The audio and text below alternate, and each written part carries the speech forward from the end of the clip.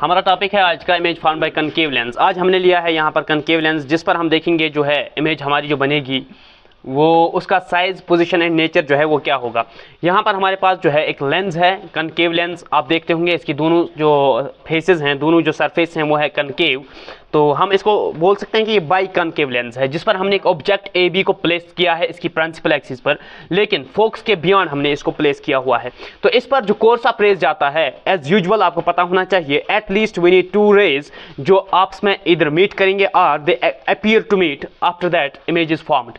तो उसके बाद जो है इमेज जब बनती है तो उसका हम नेचर बाकी सब जो है पोजीशन जो है वगैरह जो है वो हम देख लेते हैं।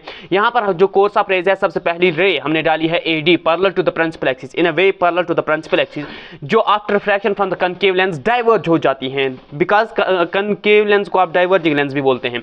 तो ये रे जो है ये डाइवर्ज हो जाती हैं, अपनी ओरिजिनल पोजीशन से हट के चली जाती हैं। लेकिन ऐसा मसला है कि आपको पता होना चाहिए, कनकेव लेंस को डाइवर्जिंग लेंस बोलते हैं, तो ये एक दूसरे से यहाँ पर अगर हम एक और रे डालेंगे वो मीट नहीं कर पाएंगे कभी, ठीक है। तो हमने इसलिए एक और रे जो डाली है वो through optical centre of the lens, जिसके लिए आपको उसूल पता है, रूल पता है कि ये कोई डिविएशन नहीं करती है, स्ट्रेट अवे पास हो जाती है, इसमें कोई जो है चेंज नहीं आती है इसके पास में। तो इसके बाद जब हम इन दोनों रेज को देखते हैं, ये एक रे जो है इधर की तरफ जा रही है और ये रे जो है इधर की तरफ जा रही है, these two are diverging from each other, they cannot meet anywhere. तो हमने क्या किया, इस रे को हमने प्रोड्यूस बैक किया और ये रे जो है ना, इसका पैटर्न जो है, चाहे रिफ्रैक्शन आप बोलो, ठीक है, वो इसी जो है लाइन पे होता है। तो हमने इस रे को जब प्रोड्यूस बैक किया तो इसने ये वाली रे जो ए से सी की तरफ जा रही है इसको काटा, इसको इंटरसेक्ट किया यहाँ पर इस पॉइंट पर, जिस पॉइंट का मैंने नाम रखा है ए डैश। तो ए डैश बी डैश मैंने एक परपेंडिकुलर डाला इस प्रिंसिपल एक्सिस पर। तो आपको पता होना चाहिए ए डैश बी डैश जो है, इस ऑब्जेक्ट ए बी जो है इसकी क्या है, इमेज बनती है। A dash B dash A B object की इमेज बनती है। अब दो तीन चीजें हमने जो देखनी होती है वो है पोजीशन। सबसे पहले आप पोजीशन देखो, कहां पर लोकेटेड है ये इमेज। यहां पर हमारा ऑप्टिकल सेंटर, यहां पर हमारा फोकस, ऑप्टिकल सेंटर और फोकस के बीच में ये इमेज जो है आपकी बनती है। दूसरी चीज जो हमने देखनी है वो है इसका नेचर। नेचर क्या है, यानी कैसे बनी है।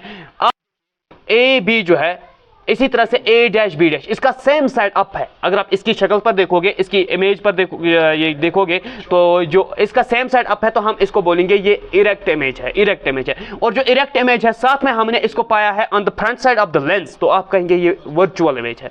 इसके बाद अगर साइज की बात करी जाए, साइज यहाँ पर ए बी है, आप देख लीजिए दूर से दिखता है। ए डैश बी डैश जो है ये इससे बहुत छोटा है, तो हम कहेंगे ये डिमिनिश्ड इमेज है, ये इससे छोटी इमेज है।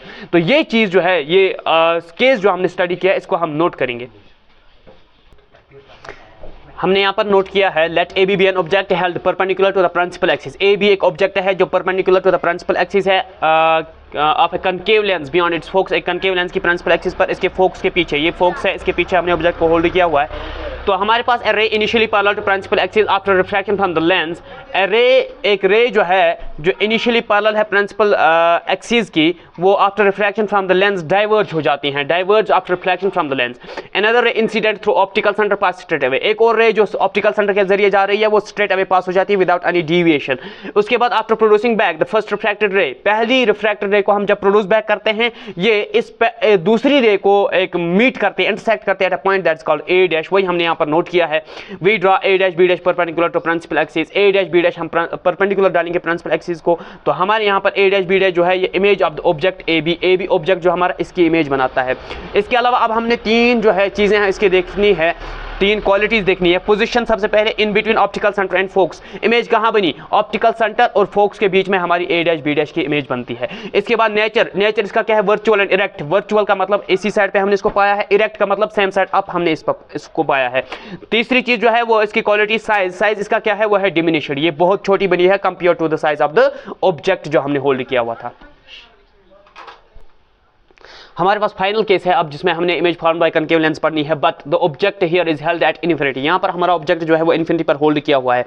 तो इसके लिए हमारे पास कोई खास जो है पैटर्न ऑफ रेज यहाँ पर नहीं बनेगा। इसके लिए आपने थोड़ा एजम्पशन जो है इससे काम लेना पड़ेगा, थोड़ा इमेजिनेशन से काम लेना पड़ेगा। तो हमने यहाँ पर लिखा हुआ है when the object is held at infinity, जब हम एक ऑब्जेक्ट को होल्ड करेंगे एट इन्फिनिटी, हाँ, in front of a concave lens, concave lens की इन्फिनिटी पर, the image is formed at the focus of the lens, वो उसकी जो इमेज बनती है वो फोकस पे बनती है। याद रखना पड़ेगा, इमेज बनेगी उस ऑब्जेक्ट की जिसको आपने इन्फिनिटी पर होल्ड किया होगा, उसकी इमेज फोकस पर बनेगी। और साथ में हम उसकी 3 क्वालिटी जो है उनको डिस्कस करेंगे। सबसे पहली बात यह है उसकी पोजीशन क्या होगी, the image is formed at focus, वो तो हमने ऑलरेडी आपको वाज़ेह किया है कि इमेज जो है वो फोकस पर बनेगी। दूसरी बात, इसका नेचर क्या होगा, the image formed is virtual and erect, जो इमेज बनेगी वो वर्चुअल होगी, इरेक्ट होगी। उसके बाद तीसरी चीज size, the image formed is highly diminished, जो इमेज बनती है वो हाईली डिमिनिश्ड होगी, बहुत छोटी होगी।